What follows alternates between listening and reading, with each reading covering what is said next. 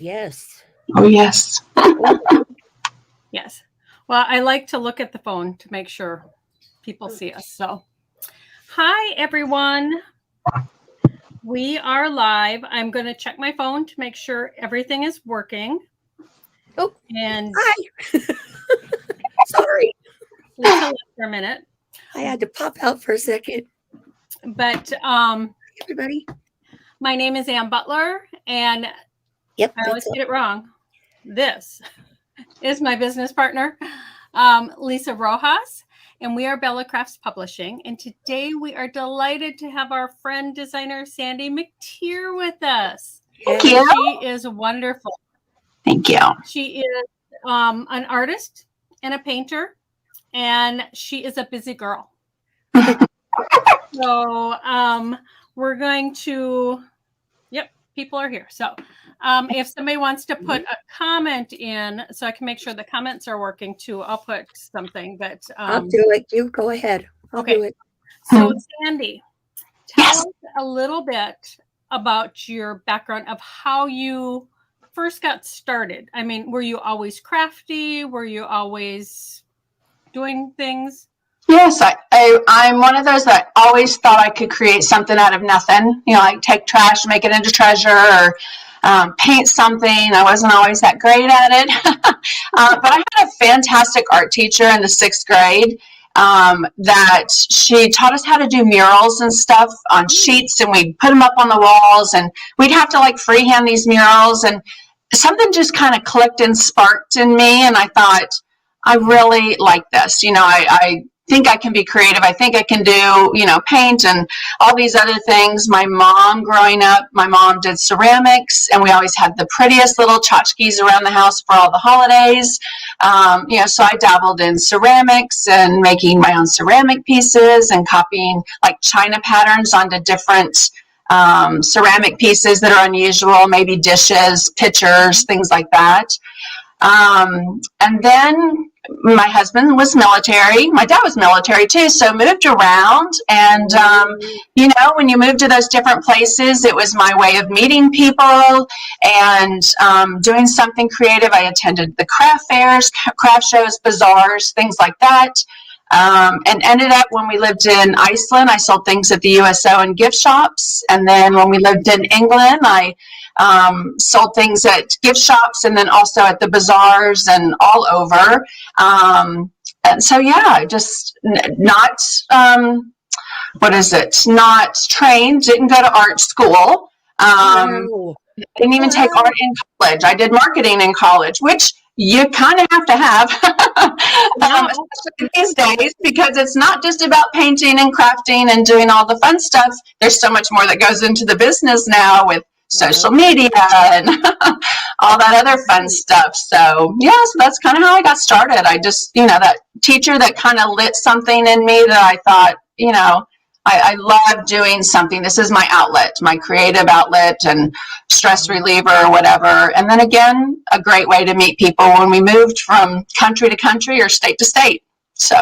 Wow, that's amazing. My husband was military, but that was before we met. And we do have one son that is in the military, and right now he's in South Korea. Wow. So, Korea.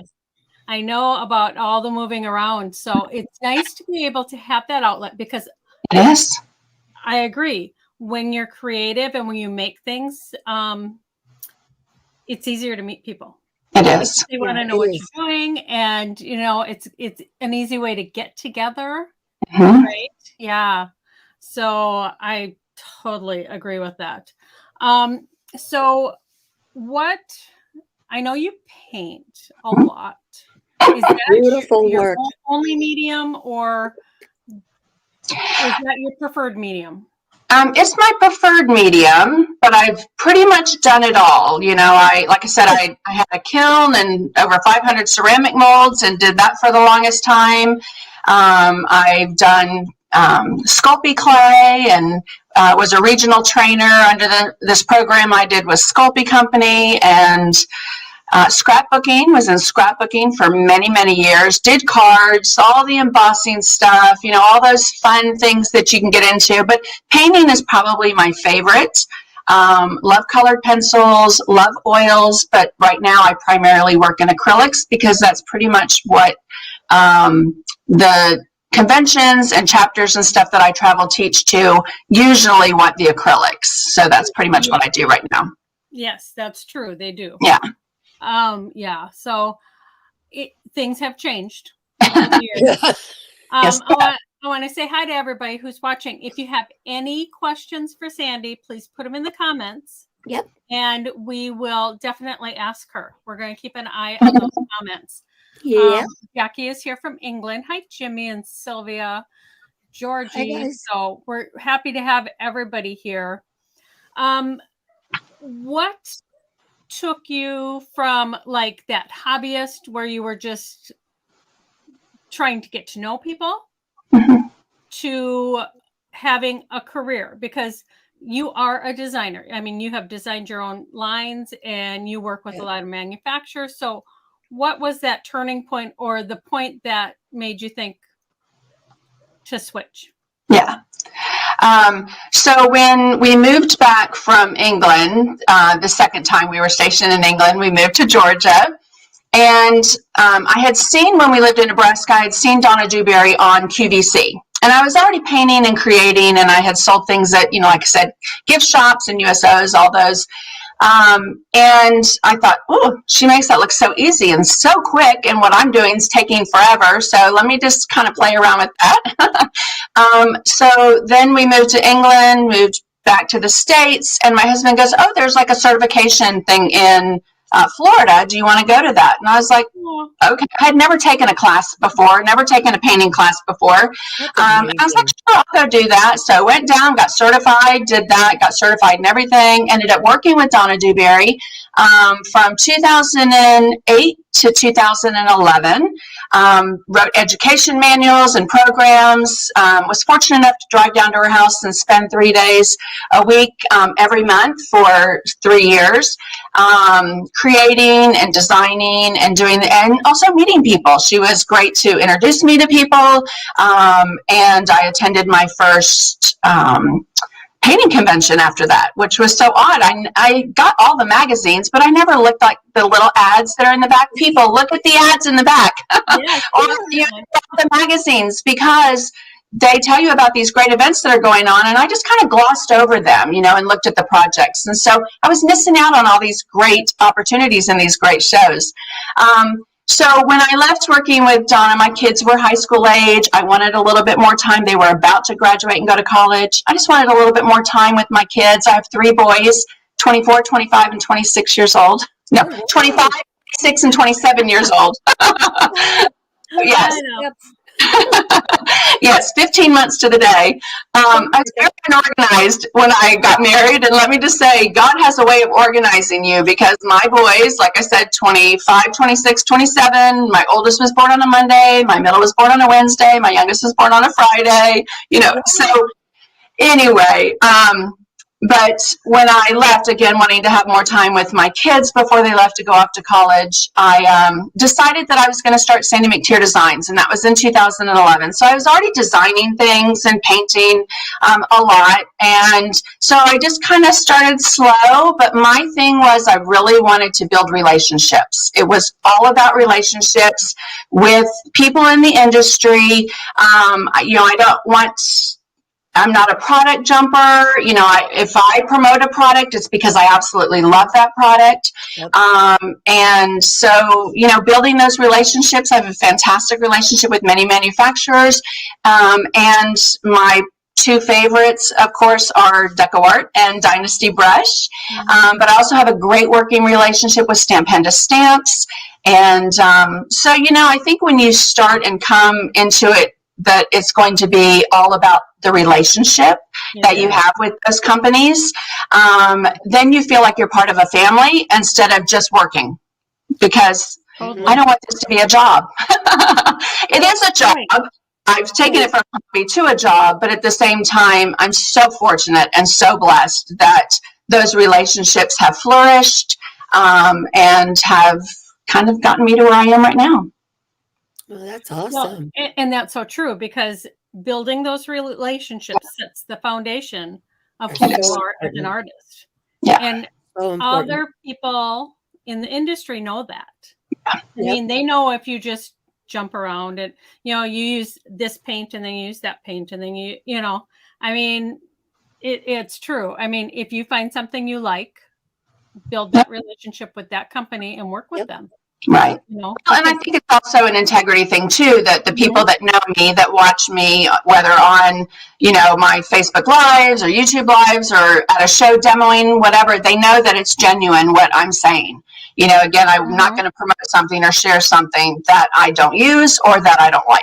So, Right. and I'm very honest with the companies I work with as well. If I don't like something, I will tell them. So, because they don't need the fluff of, oh, this is great. You know, they need to know the true, this needs some tweaking or this needs some fixing or I'm not real keen on this because of, and they're very appreciative of that feedback. And again, I think it just kind of goes back to that, you know, being honest and having integrity with what you use and what you share. That's true. I mean, I totally understand. And that's the way we have worked. You know, we do work with a lot of companies right now, but that's not, I mean, that's not, we're not promoting those companies necessarily. We're showing their new products or something. Right. But Right. as far as, you know, we have a favorite glue company and we have a favorite foil company, you know, so that definitely goes a long ways. Yes. In Yep. this industry. Okay, so in the last couple of years, things have changed a ton. Oh boy. And we haven't been able to get out and go to our shows and teach. I mean, I teach. That's my favorite thing in the world to do, is to teach and to be with the people and to see their faces when they are able to make it and create something. So I know that we've all had to change everything we do. And you've done a lot in the last 2 years because you started a membership class. Do you want to tell us a little bit about that? Sure. Yes. So, you know, when COVID hit, I had done Creative World in Germany and then did Creativation, did a show in Vegas that normally happens in February, creative painting. And I had 22 trips in 2020 and I took 4. So that was hard because I was on the road monthly.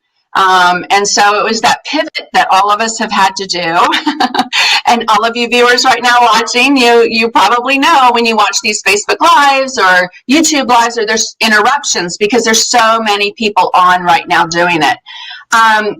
What I did, because I was going 90 to nothing and then nothing.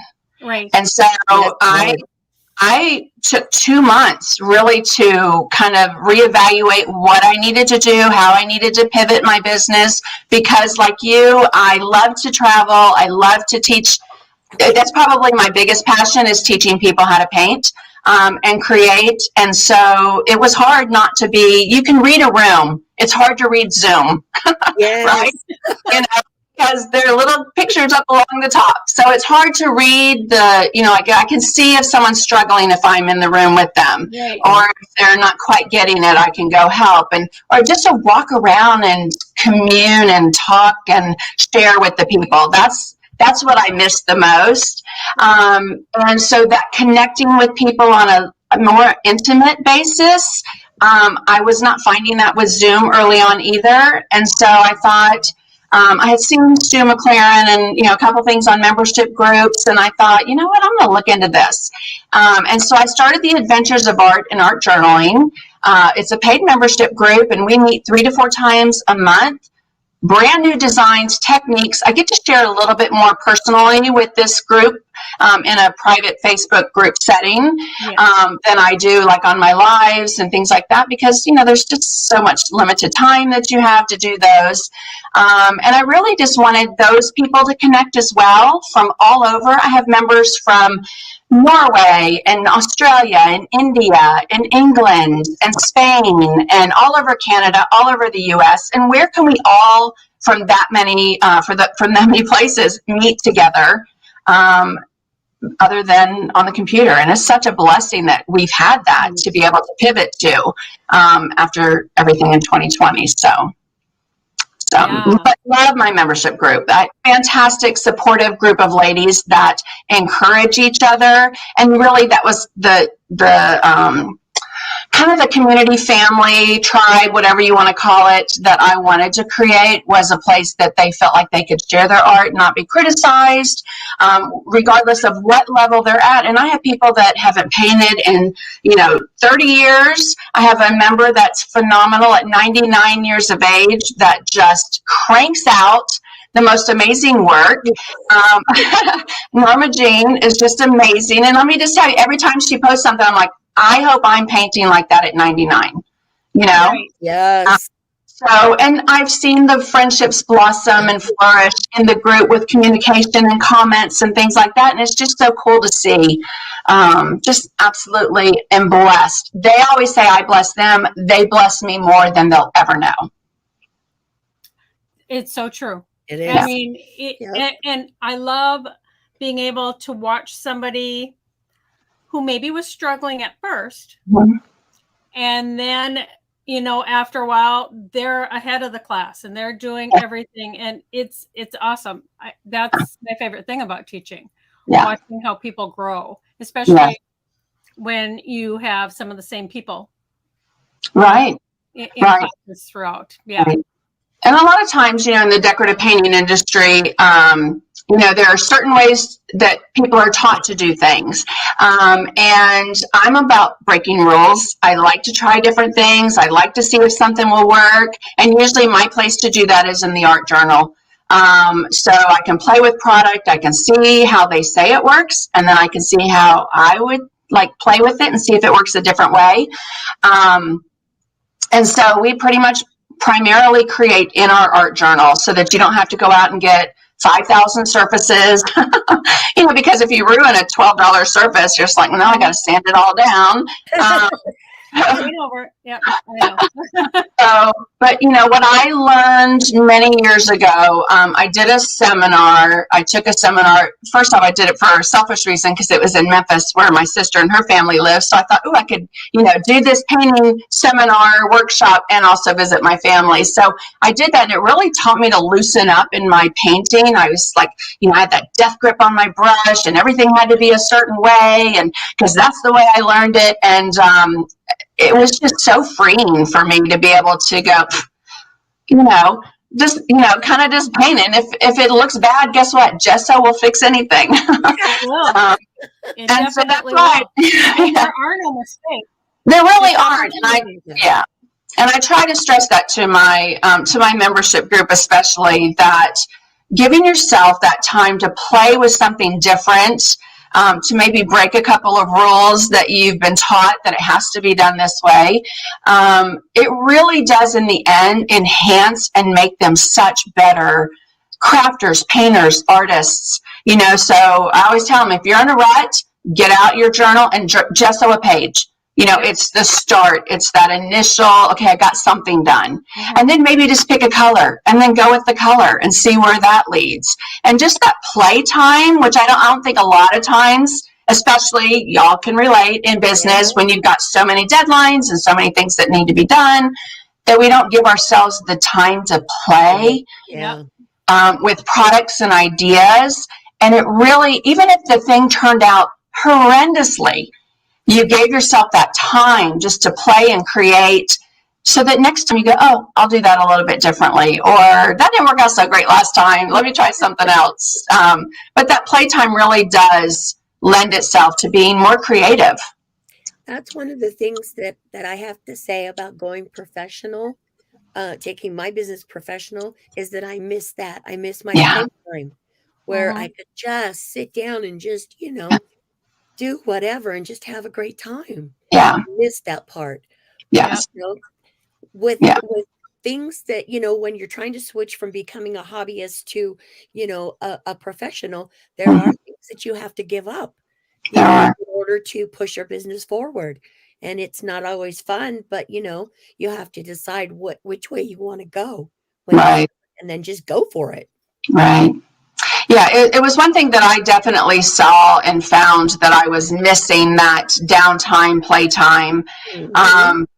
and everything was a deadline. I had to have it, so I was almost like it was deadline driven, that I had to get this done. And because I'd be traveling, and they're like, okay, I have 3 days at home, I have this deadline I have to get done, and it doesn't leave a lot of time to be creative. So if I could give any advice, it's to pick out a slow day that you have, that you don't have so much going on.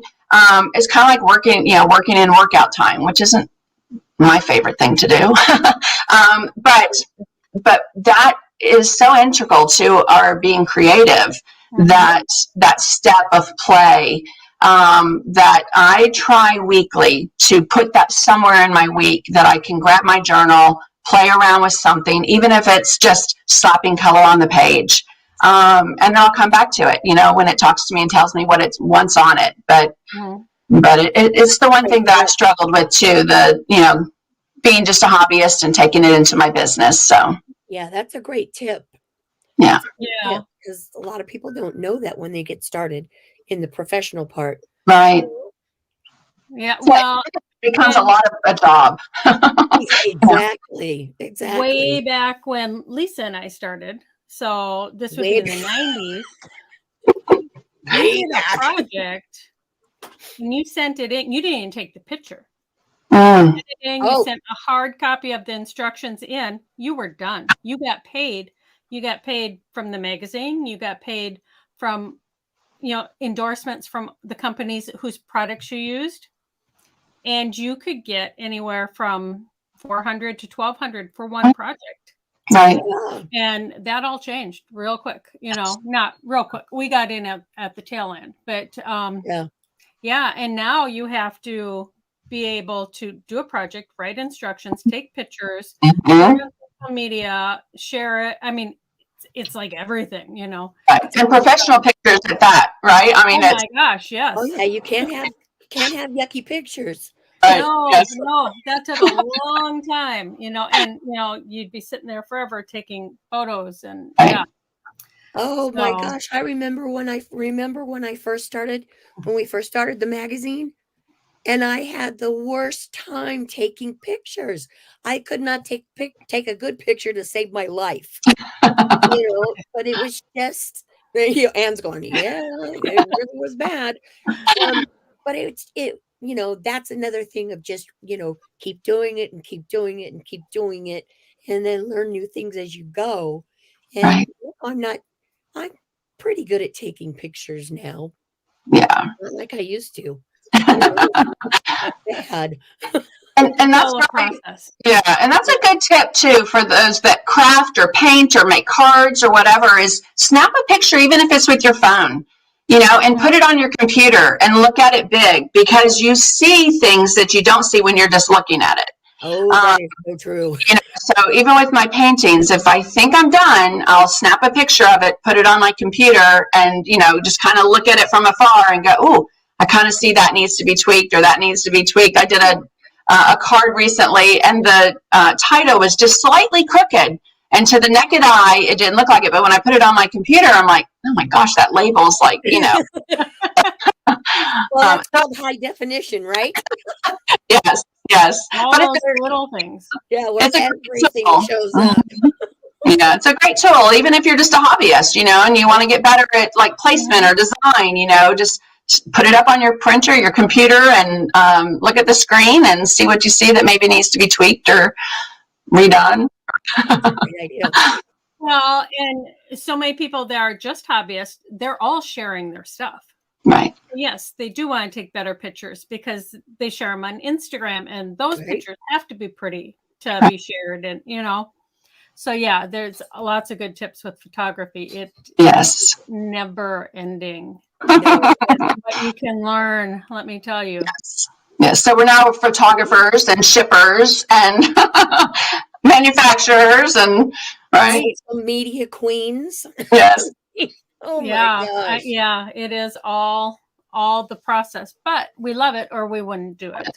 Yes. And we love sharing with our audience. And I love when the audience responds, or we have a group, Do You Love to Craft? And they can share whatever they want in there. Awesome. As far as projects. It's not a singing group. It's not, for that. But we love to see everybody's projects. And for those of you that are here live, and for those of you that will be watching later, remember to like, share, and comment with the hashtag Bella Crafts to enter for this week's giveaway. And we are doing a surprise gift box for the giveaway. So, and that will be announced next week. Awesome. I also posted Sandy's website too. Oh, yeah. So, yes. So everybody would know. Go visit her website, guys. Yeah. Really. And like her Facebook page, and check out Sandy McTier Designs, because you have that on Facebook also. And you do weekly? Are they weekly Facebook Lives? No, but I do a Sundays in the studio with Sandy, but they're not every Sunday. And I did that for a reason, because I knew that my travel schedule would start to pick up, and it's going to next month.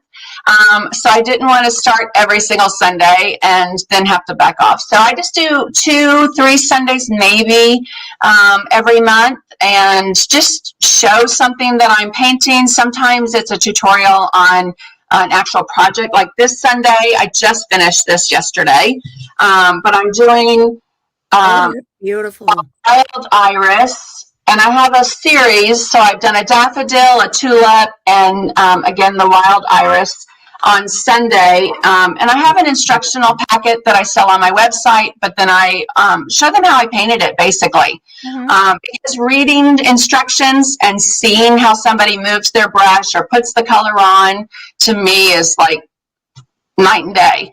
So I do try and share that. But then the last couple of weeks, I've done how to make your own collage paper. I shared some really cool mixed media tips and techniques on using embossing powder in your art journal or on your art projects. So I'm kind of going back to some of the things that I used to use a lot. I dug out, I don't even have any here, but I dug out some of the oldest embossing powder that I've had. I don't know if the manufacturer was All Night Long or something like that. All Night Media. Yes. We've had it since like early 90s. Yeah, doesn't go bad. And so I just thought, actually a couple of months ago or last year, I was teaching my membership group, and I thought, I wonder if embossing powder will work for that. So of course because I'm with them in a private little setting, I nipped over, got some embossing powder. It worked so well. So on Super Bowl Sunday, I did a little mixed media tutorial thing on my Sandy McTier Designs page. And they're there, the replays are, but they're also on my YouTube channel. So. Okay. I will put that in also. Yeah. Yeah, because everybody that watches wants to see more and more things that everybody is doing, so it's good to get that out there. And I've watched some of your lives even. So well, and my preferred thing is like late at night when I'm in my studio, if I'm working on projects and I'm not on the computer, then I will watch friends' Facebook Lives or YouTube, because, I'm supporting them, especially if it's YouTube. But I can just turn it on and it's there, and I don't have to sit and watch. But if I hear something, I can stop and look. Right. Yeah. Back up, like, wait, what did she just say? And you could back up. Right. Yeah. And I tell my friends too, I watch all the commercials and the ads too that pop up on YouTube, because I know that they get paid for that, and I want to help them. So, right? If I don't have true crime on the TV, it's someone's YouTube tutorial or Facebook tutorial. So yeah. Well, and there's never anything on TV. No. So I would rather watch friends do their thing, because you never know what you're going to learn, even if you've been in this business forever. And I am not by any means a painter at all. I base coat, but I don't want to.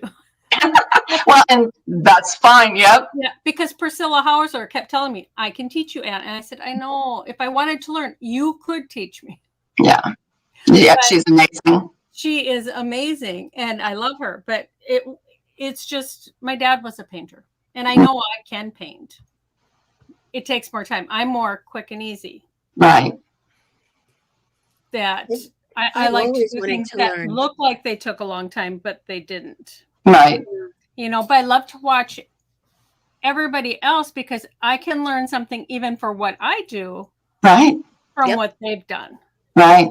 I 100% agree that, watching people create cards or scrapbook pages, and just seeing the composition and the design and the layout and the background and the layers in that type of a medium and taking it to a mixed media project. I mean, there's so many things that cross over. But then seeing that process of layering and go, oh, I could do that with, tissue paper. I could do that with collage paper and then add some paint to it. And so there's so much to learn and so much to see. And like you said, Ann, it's a really good point because you know that painting isn't for you, and you probably could. You're obviously very creative, very talented, and so I have no doubt that you could. But it's that thing of sticking with what you love and what you do and sharing that. And then maybe one day you're going to go, oh, I kind of like that paint. Maybe I'll just throw that in there, And so it kind of has a way of creeping in here and there. Oh, yeah, definitely. Because, behind me you can't see it, but in front of me is all my paint. I have paint and I use it all the time. But it's not my, I know. It's like someday studio tours. Yes. But, it's nice to have and watch friends and help them and support them. Yeah. Even if it's not a medium that you're ever going to do. Right. Totally agree. In yours, because you're mixed media and I do mixed media.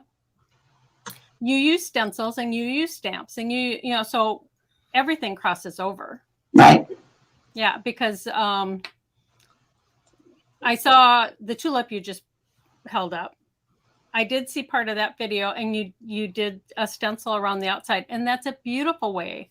Yeah. Add that texture. Yeah, totally. And to, something like that in decorative painting, for the longest time in decorative painting, if you used a stencil or a stamp, it was considered cheating. I know. Yeah. Hello, let me cheat all day then, because guess what? It just made me a very easy frame with some, I'm going to make you big. With some scroll work around it. It just made that so easy, so quick, and so fast to put a design like that on the edge. And this is one of my favorite stencils. I have a stencil line with Tracy Moreau called M Square, Moreau McTier. And this is my scroll work that she had turned into a stencil. If I sat there and did that scroll work, it would take me hours. And so I love to use stencils and stamps. And I do think the painting industry has seen the benefit of using stencils and stamps and pastels and color pencils to enhance the work instead of it just having to be paint. And don't get me wrong, I love my paint. But at the same time, why not make it easier on yourself and add interest to your design? It's made designing so much quicker for me too, because I can go grab my favorite stencil and add some interest in the background instead of it just being base coated one color, Right. And that's awesome. Because stencils, yes. Yeah. There's so many uses. I think we've used them the last couple weeks on our Facebook Lives. And there's so many uses for them. So it's nice when you can incorporate them with decorative painting. Yes. To me, that just makes it much more fun. You say cheating. Well, I would cheat all day long too. Yes, that kind of work. Yes. So let me see. If any of you have any questions, you're all saying beautiful, pretty, and all these nice things. But if you have any questions for Sandy, just put them in the comments so we can ask her. She's here. She's available. And, that doesn't always happen. So Exactly. Let me think. What else? You have your group. You do your Facebook Lives. And when you teach, do you ever go to stores to teach, or is it all at conventions? Well, funny enough, I taught painting at my local Hobby Lobby for almost 13 years. Oh, my. wow. Nice. I had no intention of teaching. Funny enough, I used to be, and I still am, I'm an introvert extrovert. So, which I think a lot of creatives are. I was very shy. I thought there's no way I can teach. But something just kind of happened when I did teach the first time. I'm like, ooh, I kind of like this. So I started teaching in 2007. And because, again, I traveled around the country with my husband in the military, and I had 3 kids under the age of 3. So, but I taught at Hobby Lobby for 13 years, and then started going to conventions, teaching at conventions. One of my favorite things to do, though, is to go to shows and demo products.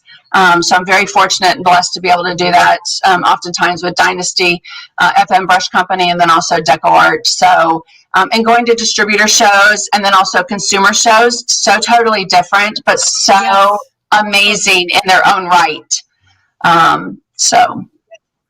Yeah, I would like, if you could share some of your projects. Okay. Well, I would love that. I'm gonna make you big again. Okay, hold on. Don't make me big just yet. I'm gonna reach behind me and grab this. All right. I don't have my downward camera on, or I would show you. But so the other in that series is a daffodil. I love to paint flowers, if you couldn't tell. Like the huge flowers and all the flowers behind me. But again, one of my favorite things to create in is my art journal. So, to sit here and do something on paper, and then I took this to canvas. Actually, I think I took it to wood. I have a YouTube lesson on this. And I'm a big believer in using what you have. You don't have to have much, so I always try and pick a word of the year. And so my word this year is balance. I'm trying to balance now before travel starts. My creative time, my family time, and things that need to be done around the house, because we have that too, right? As you all know. Again, more flowers. But I also love to do landscapes, and let me just see if I have anything in here other than flowers. I do have shells. So, again, one of my biggest things other than it being flower, I love to play with product. I love to play with different things that are going to give me texture, whether it's stamps or gesso or modeling paste or stencils, and using those things over the stencil. But if I had to say anything about creating and what brings me the most joy, it's sharing what I love to do and seeing that someone's inspired to maybe get those brushes out. Some of the emails I get of people that, haven't touched their brushes in 10 years, or they haven't painted, in 20 years. And I just got one of the sweetest emails a couple of weeks ago from a lady that hadn't painted. She's been painting for 50 years, but she's not picked up her brushes in almost 20 years. And when she saw my tulip, it inspired her to pick up her brushes and to paint. And I got to tell y'all, that is like so humbling and so exciting, because that's really what I want to do. I want to inspire people to paint. And when you start, if you're like, I like color pencil better, then great. You've at least gotten yourself into something that's creative, right? So one of my favorite things to paint is butterflies. So I have a tutorial on that. What else? Again, love playing with color and stencils and backgrounds and designs, and breaking all the rules and having fun. So, so that one, I taught my members how to paint glass, how to do a double page spread. I still want to do this on canvas, but, taking 2 pages, and this is that scrapbooking part of me coming back into my painting business, and art journaling, and doing what I normally would have done in my scrapbook, and create double page layouts. And so just fun things, again, playing around with patinas and different products. So I could just go on and on and on and share, but I'm one of those too that I get a little bored with the same thing. So I like to switch things up throw things into the mix I haven't used before. Like last week or the week before, I did embossing powders. It was Super Bowl Sunday. I used embossing powders again on my live, and just I love incorporating different things that maybe I haven't thought about before. So love to paint girls. I started a rubber stamp line, so I have. It's not something I put a lot of time into because I don't have a lot of time, but when I do, love to create stamps of my own, different styles, again, trying to be loose and not so exact or precise, and then doing something that's a little bit more exact and precise, with the, I don't know if that popped up on y'all's screen or something popped up on mine. So anyway, so just fun. Again, fun to play, create. This page is not my favorite, but I have to tell you what I loved about it is I did some gesso and some texture in the background. And when I got done doing the background, I had no clue what was going to go on that page, but I could see like the profile of a girl. And so when I put that shading around what I saw was like a profile, it's one of my favorite pages now because, again, it's something that I saw within the creation that ended up being the created piece. So, and going back to kind of what, Anne, you were saying before about, building those relationships in the industry, I also think it's important that we build our relationships with other creatives. And one of my favorite things is my relationship with my designer friends, my artist friends. I met Anne at Creativation. We were in a meeting, and when I said my name, she looked at me, and I knew who she was. And then it was that moment of recognition. And so it's nice to have those relationships as well with other designers and other people in the industry because it just makes it so much more rewarding, right? So I love this page because if there's anything truer in whether you're in the business part of it or the hobby part of it, that statement right there of building others up and creating those relationships and friendships to me is like the cherry on top. It just makes it all worthwhile. So it absolutely does. I know you answered this, but Dorothy came in late, so she's asking, what's your favorite medium to craft with? I love acrylics, and although I do love oils, I just don't paint with them as often as I used to. My favorite all-time paint to use, though, are the DecoArt Media Fluid Acrylics. Mm-hmm. So they're very transparent. They layer beautifully, and they're so highly pigmented that those things you saw in my art journal, the majority of them are all painted with this paint. So it is my go-to. Love it. See, and that's good to know because people wonder, and when you go to a craft store to buy something, there's so many choices. And if you don't know, and having something highly pigmented, you don't need to use as much. And you can water it down and you can use it in so many ways.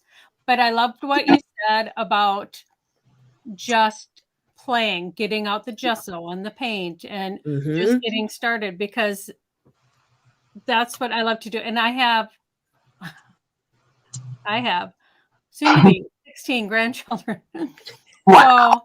So yeah, it's fun when they can come and play. I mean, we've done paint pourings, we've done, we do lots of stuff. Of course, they rubber stamp and they do cards and they do, foiling.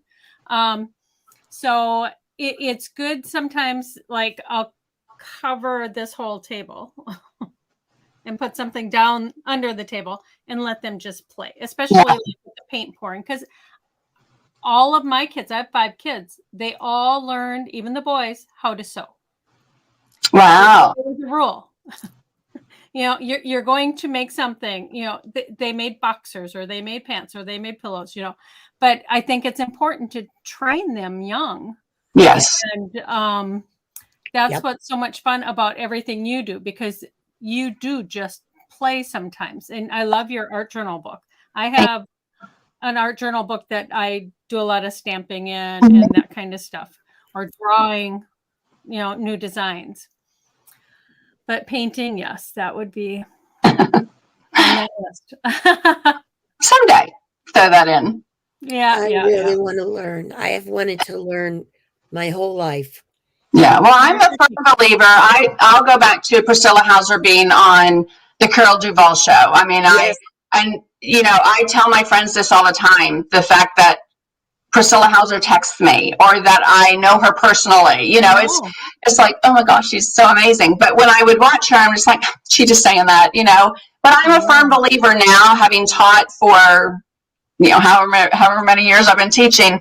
I'm a firm believer that I can go in with something that looks like the hardest project, and whether you're a beginner or not, I can show you the steps to get to the finished piece. Mm-hmm. There are techniques and things to get there, and you might not be polished on those, but guess what? The next time you paint it, or, everything kind of builds on the next. So if you want to get into painting and you look at something, I wish I had it across the room, but I would take these oil painting classes at convention with this phenomenal artist called Dorothy Dent.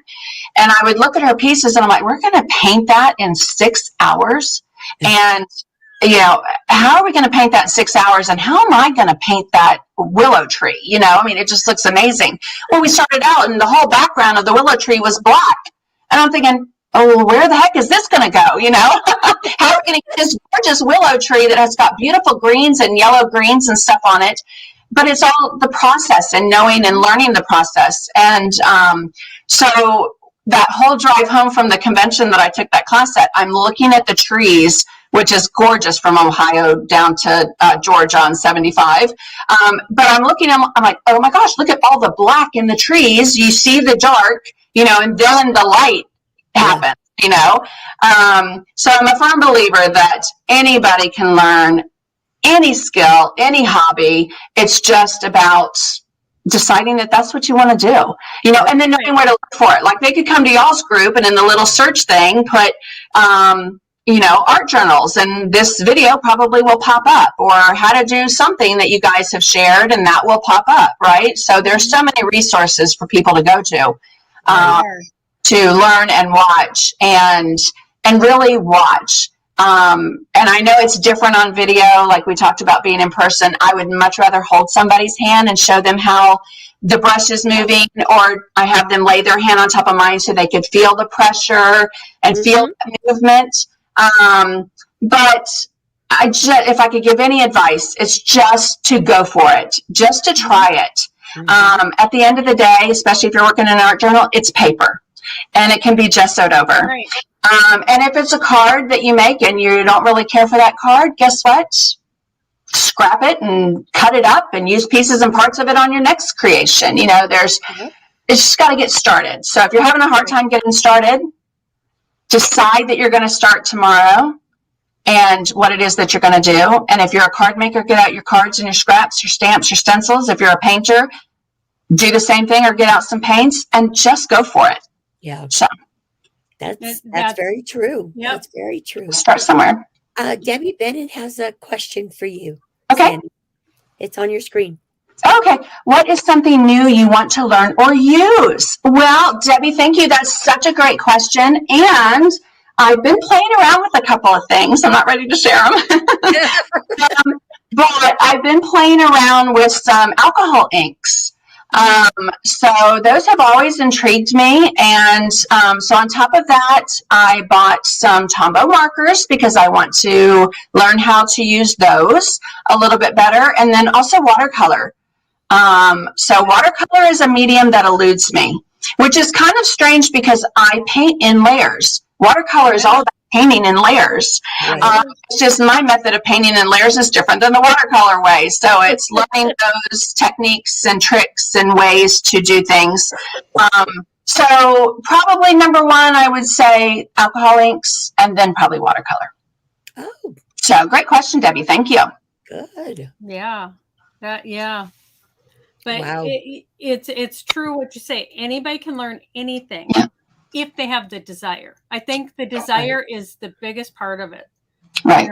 If you want to be good at something, practice and carving out some time and then practicing at it, because look how many years y'all been in the industry, and the different things that you've learned that have built on to where you are today. Same thing for me. There are sometimes I paint and I'm just like, oh, I just wasted the whole day on junk. It just did not turn out right. And that's part of the whole designing, painting, creating part of it's very frustrating. But at the same time, it's all part of the journey. And when you can recognize that and it not be, I want to put up my paints and my brushes. It's like, no, what can I learn to make that better or to do something different? And I love to go to YouTube or Facebook. I love watching y'all's lives and learning different things.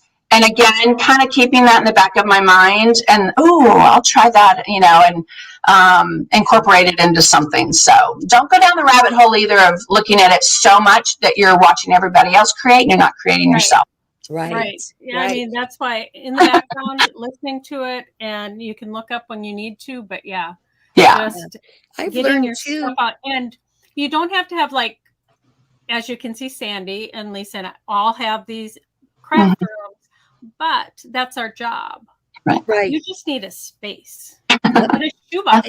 I mean, I used to keep my stuff in little boxes and, so you just start.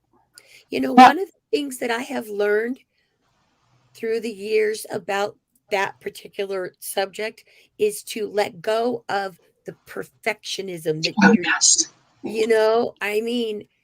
you gotta let it go. If it's not working, it's not working, So true.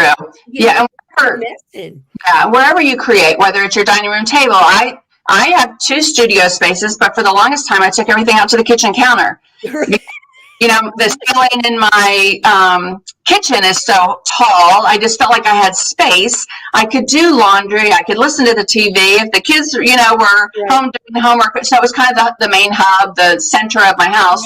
And that's where I created. And then, I now have a design studio space where I've got the photography section where I can do all my photos and, my video editing section over there, my painting places. But that really is a good tip, Linda. Lisa. You don't have to have a big space. You just need to get it all together and do it. Yep. So. Yep. That is the biggest thing.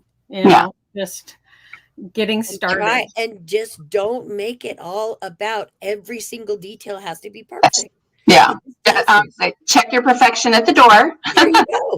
And when I teach at conventions, I say that I'm like, check your perfection at the door because we're about to have fun and play. And if you don't have paint on your hands when you leave, I want you to sit down and put paint on your hands because that shows you had a good time. And I have done lives on my Sundays in the studio with Sandy, but then also with my membership. One of the lessons I do with my membership group, I had paint up both forearms, and I don't care. Every piece of clothing I own has paint on it, and that's fine. When my kids were 3, 2, and 1, I usually walked out of the house with something else on me, scrap or food or something. And now it's paint. It's just, I go to the post office and they're like, oh, you've been painting today. I know the ladies at the post office. So, it's just, you got to check that perfection, and not everything has to be a masterpiece. It's all about the journey and learning and creating and having fun. And again, if you're intrigued by a product or how to do something, or you want to get into art journaling, you want to get into card making, look for those resources. They're everywhere. They are. Especially since 2020, they're even more so everywhere. So, definitely, there are, and there's so many different styles. Like there might be like Gina K, card maker. Her style is totally different than somebody else's. And so watch a variety of people because you're going to be somewhere in the middle, and you want your own style. You want when somebody sees something to know it's yours. Right. So it's, there's so much. Well, this has been wonderful. Is there anything else you'd like to say? It's almost been an hour. So it goes by so fast. I think Probably the biggest advice I could give for maybe even those that, because I know we've talked a lot about getting people that are, maybe it's just a hobby or something you do for fun or your stress reliever or your creative time. Those people that are kind of at that point where you're like, oh, I kind of want to do, maybe turn this into something a little bit, more professional. And, Right. remember, it's all about relationships and not just, oh, I'm going to meet this company now, I want to use their stuff. And, if you're using their stuff, hashtag their stuff. One of the first things that companies look for every single day is who uses their hashtags. So if you're creating and you're using those products, use their hashtags. And guess what? They're going to see that you do, and work with their product. That's one of the best ways to kind of get in. But the other is, again, building those friendships and relationships. And I could not be more blessed than the relationship and friendship that I have with DecoArt. I get to work with marketing and education and product development and go to shows, distributor shows. I'm going to be at NAMTA Creativation, demoing new products, and then also the last American-made brushes in the country. They do everything from makeup brushes to crime scene brushes, but they make the best paint brushes, and that's Dynasty Brush. And both of those companies, I feel like I'm part of the family. That's nice. So that just, again, it just makes it so much more rewarding. So if you're on that bubble of like, ooh, I want to take this a little bit more professional, don't expect it to happen overnight. Build those relationships, keep doing what you're doing, and it will happen. So it will. And the NAMTA show is actually in April, and I will be there also. And if I catch Sandy doing her demo, I will do a impromptu Facebook Live. So you guys can catch action. Yeah, that'll be fun. So remember, Lisa and I will be back next week at noon and 2:00 Central Time with 2 new Facebook Lives. And like, share, and comment with the hashtag Bella Crafts to enter for the giveaway for this week, which we will announce next week. Yep. Awesome. So we want to thank you all for joining us, and we will see you next week. Yes. Thank you, Sandy. Bye, everyone. Thanks.